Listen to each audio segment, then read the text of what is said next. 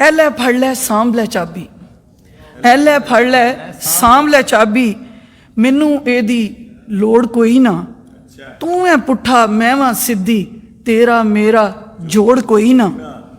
तेनू फिर मनावण आवां, तेनू फिर मनावण आवां, मैथों ये उम्मीद ना लावी, मैं भी अक्की बहुत पई हाँ, मैनू तेरी लोड़ कोई ना। जो शादी तो पहले दी है तो फिर किदे वास्ते? अज वैसे मैनू ये नहीं सी कहना चाहिए क्योंकि अज इत्थे भट्ट साहब मौजूद नहीं सन, जो रियाज भट्ट साहब बैठे हो फिर मैनू दसना पैंदा। तेरे वर्गा सुरजन टिक्का, तेरे वर्गा सुरजन टिक्का, जब मैं वेखा तो फिर सोचा रब ने बस एक तू सी बनाया, तेरे वर्गा होर कोई ना। तो ये काफ़ी लंबी सी, इनू मैं इत्थों तक ही रखना चाहांगी। फिर मैनू ख्याल आया कि ये सिर्फ एक यक तरफा जज्बात का इजहार है। हुण मर्द की तरफों, क्योंकि इत्थे सारे बैठे ने, मैनू उम्मीद है कि खुश होणगे सारे, हाल च खवातीन की तादाद बहुत घट है। किड्डी छेती लथ गए ने सारे मेरे चाह, ये हुण मियाँ फरमा रहा गो जवाबन सुन के। किड्डी छेती लथ गए ने सारे मेरे चाह, केड़े वेले कर बैठा मैं तेरे नाल विआह। कम काज दी घास न तेनू की मैं दसां होर, भुल के जे कुछ आख बवां ते पा देंदी ए शोर। वाज नू अपनी घुट लियाए दब ले ने साह, केड़े वेले कर बैठा मैं तेरे नाल विआह।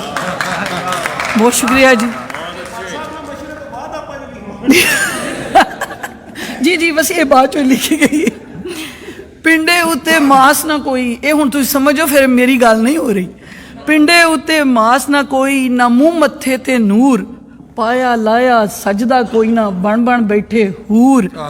जी करदा ए लै लवां मैं जाके किधरे फा, केड़े वेले कर बैठा मैं तेरे नाल विआह। फिर कहंदे कि मुँह मत्थे ते लगदा सा मैं, मुँह मत्थे ते लगदा सा मैं भावें रंग सी काला, मुँह मत्थे ते लगदा सा मैं भावें रंग सी काला। हुण ते मेरे मूँह दे उत्ते फिकरां तणिया जाला, साड़ के मैनू कर छड़िया सू वेखो वांग सवाह, केड़े वेले कर बैठा मैं तेरे नाल विआह। हुण एक शेर जड़ा, एक अगला बंद जड़ा हो सकदा बहुत सारियां दे दिल दी आवाज़ होए, मैं कह नहीं सकदी। फुफी दे कर आस सी मैनू, फुफी दे कर, ए फुफी वाले हसे ने, फुफी दे कर आस सी मैनू, दिल विच रह गई जेड़ी, माँ ने आडा ला के तेरे वर्गी नूं सहेड़ी।